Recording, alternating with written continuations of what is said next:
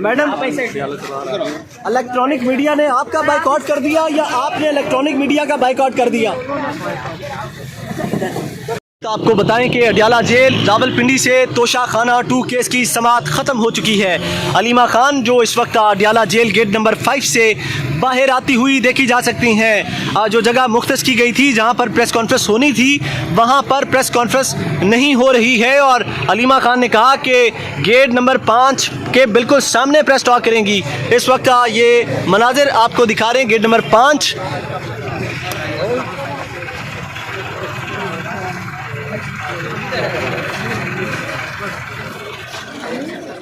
बस ये जगह ठीक है, वो जान दो थोड़ा सा ऊंचा हो जाती है, ठीक है ना, प्लीज। बिस्मिल्लाहिर्रहमानिर्रहीम। आज इमरान खान ने 2-3 बड़े अहम मैसेजेस दिए। पहले इमरान खान और बुशरा बीबी के बारे में बता दूँ, क्योंकि इमरान खान की सेहत के बारे में काफ़ी क्यासराइयाँ होती हैं। इमरान खान की सेहत माशाल्लाह बहुत ज़बरदस्त है, वो बिल्कुल अच्छी सेहत में है और उनकी कोई ऐसा कंप्लेन नहीं है। सिर्फ ये है कि हमारी फैमिली ने दरख्वास्त डाली है उनका कंप्लीट मेडिकल चेकअप हो, क्योंकि लोग कह रहे हैं कि उनको कुछ दिया जाए, चला हो सकता है कि उनको दिया जाए, इससे हम मेडिकल चेकअप उनका कंप्लीट करवाना चाह रहे हैं।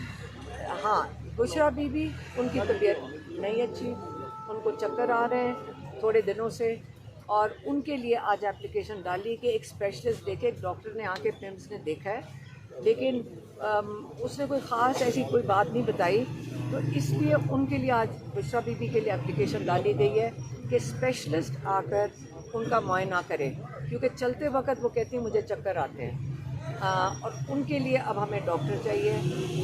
ये तो हो गई जो उनकी सेहत के बारे में दोनों की। आगे जो इमरान खान ने जहाँ से शुरू की और उन्होंने बड़ा ताकीद करके कहा और उन्होंने मुझे भी पूछा कि आप उनको बताते नहीं हो कि ये इमरान खान का मैसेज है। मैंने कहा मैं बताती हूँ कि ये इमरान खान का मैसेज है। तो कहते हैं कि फिर आपको क्यों अटैक कर रहे थे? मैंने कहा ताकि आपकी आवाज़ बंद हो जाए। इसलिए उन्होंने कहा ये यहाँ से शुरू करोगे कि जो मैं कह रही हूँ उस वक़्त वो इमरान खान का मैसेज है।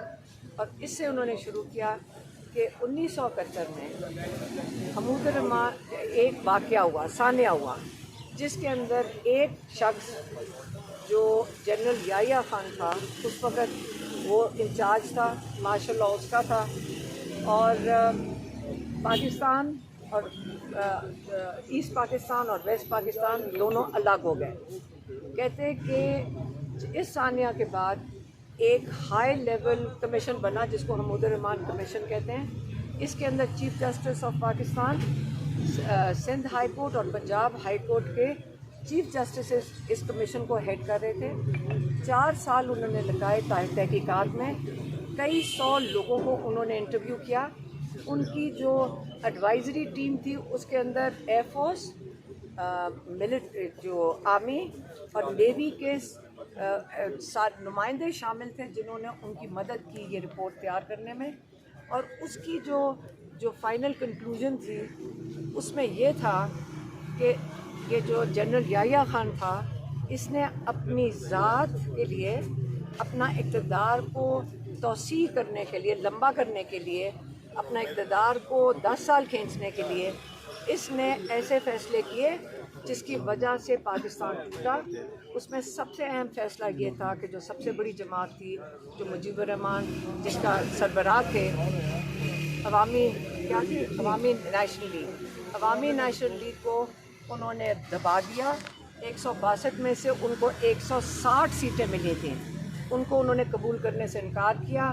मुजीबुर रहमान को जेल में डाला और ये सोच के कि हम वेस्ट पाकिस्तान में हम अपने आप को ज़्यादा सीटें दिखाएंगे। और उसके बाद इन्होंने 24 मार्च 1971 में इन्होंने बाकायदा मुज़ाकरात किए मुजीबुर रहमान के साथ, लेकिन उसी रात फुल फ्लेज्ड ऑपरेशन शुरू कर दिया जिसमें 50,000 लोग, जो कहते हैं कि अनऑफिशियली वो कहते थे 50,000, लेकिन कई लाखों लोगों की जानें गई उस ऑपरेशन में। और पाकिस्तान और ईस्ट पाकिस्तान और वेस्ट पाकिस्तान अलग हो गए।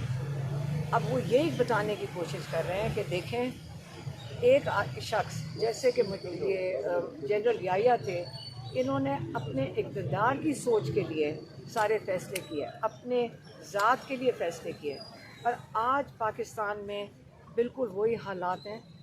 कहते आप ये देख लें कि 9 मई कैसे हुआ। 9 मई में ये कैसे हो सकता है कि रातों रात 10,000 लोगों को आपने 10,000 लोगों को आपने कैसे आइडेंटिफाई किया कि इनको पकड़ना है। एक रात 2 रातों के अंदर 10,000 लोग आप कैसे तहकीकात किए बगैर, आइडेंटिफाई किए बगैर आपने पकड़ लिए। इसका मतलब है ये प्री प्लान था। 9 मई जिन्होंने CCTV फुटेज सारी बिल्डिंगों की हटाई उन्होंने किया है। अब वही सिचुएशन इस वक्त यही है कि अगर मैं आप बात करूँगी, पता नहीं आप लोग रिकॉर्ड कर सकते हो कि नहीं, मैं इसलिए कर रही हूँ। नहीं तो आसिम मुनीर ने 9 मई इसलिए करवाया ताकि PTI का शुरुआत कर दें। फॉल्स फ्लैग ऑपरेशन था, उन्होंने शुरुआत की इस बहाने से PTI को ख़त्म करने की। पहले इन्होंने इस बहाने से हज़ारों लोग पकड़े, इसके बाद इसी बहाने से आपने PTI का झंडा लिया, आपने पार्टी को दबाया, कोई कैंडिडेट खड़ा होता था उसको आपने हरासा किया। लेकिन फिर भी बग़ैर सिंबल्स के 8 फरवरी एक इनकलाब आया। हर किस्म के सिंबल के बावजूद लोगों ने जाकर इस जुल्म के निज़ाम के ख़िलाफ़ वोट डाला। 2/3 अक्सरियत हुई और आपने अगले दिन 9 फरवरी को आपने सारा इलेक्शन उसको चोरी कर लिया। और उसके बाद एक कमिश्नर पिंडी, जिसका आजकल कोई नाम नहीं लेता, लेकिन इमरान खान ने उसको भूला और वो कहते हैं आपको भी रिमाइंड करें। एक कमिश्नर ने आके कहा मेरा ज़मीर गवारा नहीं करता कि हमने 50-50 हज़ार वोटों से PTI जीत रही थी और हमने उनको हराया। फिर आपने कहा जी वो कमिश्नर का दिमाग ख़राब हो गया था, क्योंकि उसका ज़मीर जाग गया, उसका दिमाग ख़राब हो गया, आपने उसको कहीं गायब कर दिया। दोबारा वो शख्स कमिश्नर का कोई पूछता भी नहीं है और वो पूरी और ना ही कोई मीडिया पूछता है कि वो बंदा किधर गया। अच्छा, इसके बाद आपने जो बाकी जो रह गए आपने सज़ाएँ देना शुरू करी 9 मई की। इस वक्त जो सीटें PTI को मिली थी उसमें से भी अब आप थोड़ा 2-2, 10-10, 12-12 करके अब वो भी चोरी कर रहे हैं। अब आपने किसको नाअहल किया? एजाज चौधरी को, क्योंकि आपने वो सीट किसको दे दी? राना सनाउल्लाह को। अब आप अपने लोगों को लोगों की सीटें नाजायज़ नाअहल करके, नाजायज़ सज़ाएँ देकर उनको अब नाअहल करके इनकी सीटें आप कब्ज़ा कर रहे हैं 2-2, 4-4 करके। तो इमरान खान ने यही कहा कि आप देखें कि यहाँ क्या हो रहा है, आप इनकी हुकूमत को लेजिटिमाइज़ ना करें। आपको समझे क्या कह रहे हैं? अभी जो बाई इलेक्शन थे उन्होंने कहा मैंने इसलिए इनको कहा था कि जो बाई इलेक्शंस हैं जब उन्होंने ज़्यादती किया लोगों के ऊपर, इनको नाजायज़ नाअहल किया, नाजायज़ इनको 10-10 साल की सज़ाएँ दी हैं। आपने इनकी छोड़ी हुई, इनकी कब्ज़ा की हुई सीटों के ऊपर आपने इनको लेजिटिमाइज़ नहीं करना, क्योंकि नून लीग ने फिर इनको चोरी करके ले जाना है। इसलिए उन्होंने कहा है कि मैं खराज तहसीन पेश करना चाहता हूँ कि सारी नेशनल असम्बली वालों ने अपनी कमेटियाँ छोड़ दी और उन्होंने रिज़ाइन दे दिया और उन्होंने अपनी सारी मुराद वापस कर दी। अब मैं चाह रहा हूँ कि आज की जो उनकी उन्होंने जो भेजी हैं डायरेक्शन, उन्होंने कहा कि अब मैं कह रहा हूँ सेनेट की कमेटियों को अब आप छोड़ दें। सारे सेनेटर्स जिन भी कमेटियों में बैठे हैं सारी कमेटियों से रिज़ाइन करते हैं। ये आज की उनकी इंस्ट्रक्शंस आ गई हैं कमेटियों के लिए। और उन्होंने ये भी कहा है कि थोड़े दिनों के बाद मैं अगला प्लान ऑफ एक्शन कौमी असम्बली से नहीं, उन्होंने ये नहीं बताया। नहीं, उन्होंने सिर्फ ये कहा है कि मैं अगला लाएमल दूँगा। अच्छा, तीसरा पॉइंट, और क्योंकि हमारे इस वक्त MLAs भी यहाँ पे मौजूद हैं KP के, उन्होंने तीसरा पॉइंट, और ये बहुत अहम है और इमरान खान इस पर बहुत सख्त परेशान थे और हमें उन्होंने कई दफ़ा, एक दफ़ा नहीं 2-3 दफ़ा इसके बारे में बारी बारी आगे कहा। याद है ना मैंने क्या बताया है? और कई चीज़ें आपको पता है इस उम्र में भूल भी जाती हैं। लेकिन उन्होंने कहा सबसे अहम चीज़ ये है कि जो KP में ऑपरेशन हो रहा है ये रोका जाए। कहते इसी तरह जब एक दफ़ा उन्होंने पहले ऑपरेशन किया था ANP की हुकूमत के ऊपर ये बात आई थी, क्योंकि आगे जो भी एक्ट इनका है या जो भी इनके पास है वो पुलिस आगे करता है। कहते हैं हमारे पुलिस के एहलकार शहीद हो रहे हैं, हमारे दूसरी तरफ हमारे ही लोग शहीद हो रहे हैं, और ये चीज़ हाथ से निकल जाएगी, क्योंकि इससे दहशतगर्दी बढ़ेगी। कभी भी इन किस्म के ऑपरेशन से कम नहीं हुआ। 2004 से आप देख रहे हैं, उससे पहले कभी पाकिस्तान में ये चीज़ें नहीं हुई थी कि दहशतगर्दी बढ़ती क्यों है। जब आप अपनों के ऊपर बमबारी करेंगे और बेगुनाह लोग जाएंगे तो फिर दहशतगर्दी इसी चीज़ से बढ़ती है। फिर उन्होंने कहा कि अफ़गानिस्तान, कहते अफ़गानिस्तान हमारा भाई मुसलमान भाई मुल्क है। अफ़गानिस्तान के साथ आपने जान के आप अगर उनके ऊपर बमबारी करेंगे जाकर, तो आप उनके साथ ये बिल्कुल मत करें। आपने जिस तरह उनके लोगों को यहाँ पे कई 3-3 नस्लों से यहाँ रह रहे हैं, उनको जिस तरह आपने बेदर्दी से उनको यहाँ से डिसरिस्पेक्टफुली उनको निकाला यहाँ से, ये बिल्कुल तौहीन किया आपने अपने भाइयों की। और कभी भी आप याद रखें, रसूल पाक सल्लल्लाहु अलैहि वसल्लम जब हिजरत करके कहाँ गए थे? मदीना। लोगों ने उनको अपने घरों में किया था, क्योंकि उनकी मुश्किलात थी अपने शहर में, उनको कितना उन पर जुल्म किया जा रहा था। तो आज आपके मुसलमान भाई जब आपके पास आए हुए थे, आप उनको धक्के दे के बाहर निकाल रहे हैं, ये उनके ऊपर उनको बड़ा दुख था। फिर उन्होंने कहा आपने एम्बेसडर को जैसे किया, मेरे ख्याल में वो वापस गया तो उनको वापस आने की इजाज़त नहीं दी।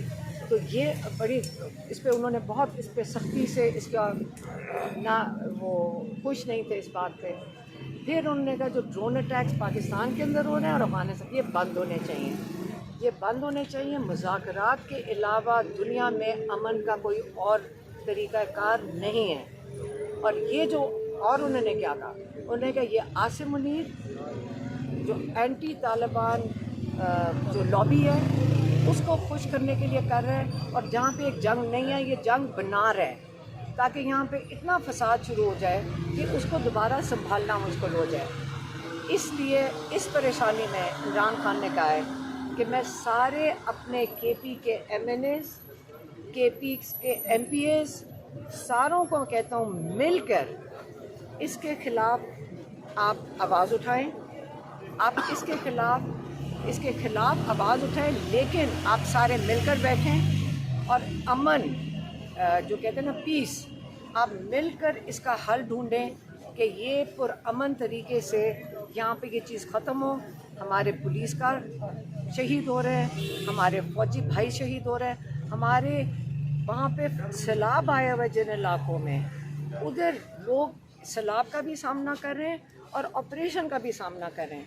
ये बहुत ही जुल्म हो रहा है और आप लोगों का रिस्पॉन्सिबिलिटी है कि आप सारे मिलकर इसका हल ढूंढें कि वहाँ पे जल्द से जल्द अमन आ जाए KP के अंदर।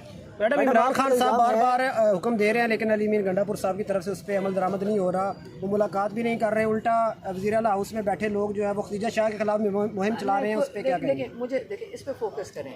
ये इमरान खान का पैगाम था। उधर जाओ ना, फिर मैं बात कर रही हूँ। हाँ, आप यहाँ आ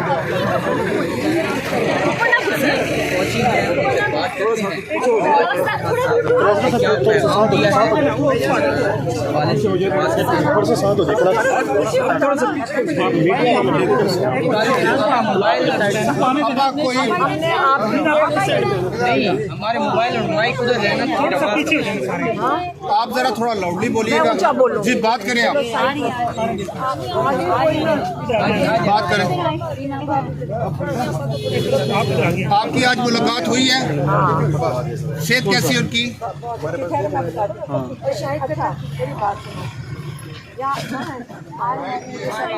आगे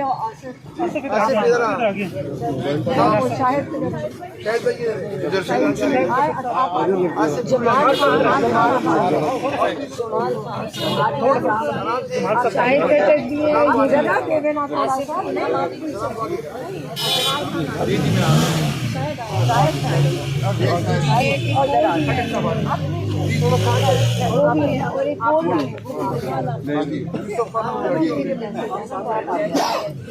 जी बताइएगा आज मुलाकात अच्छा क्या आप हुई? जरा साइड पे हो, थोड़ा सा साइड पे ताकि सारे अपना जी सेटिंग भी मुझे करनी पड़ती है। करें करें अब आपको जान गई है सारी 2 साल आप लोगों ने हमारी ट्रेनिंग कर दी है, एक्सपीरियंस है। हाँ अब आपने हमें एक्सपीरियंस बना दिया। बताइएगा। अच्छा मुझे आवाज़ ना आए किसी की, पहले सुन लें। ये देखो इमरान खान का बड़ा लंबा मैसेज है, मैं भूल जाऊंगी, इसलिए हमारी ये ख्याल कर लें कि हमें याद नहीं रहता। अगर आवाज़ आएगी फिर मैं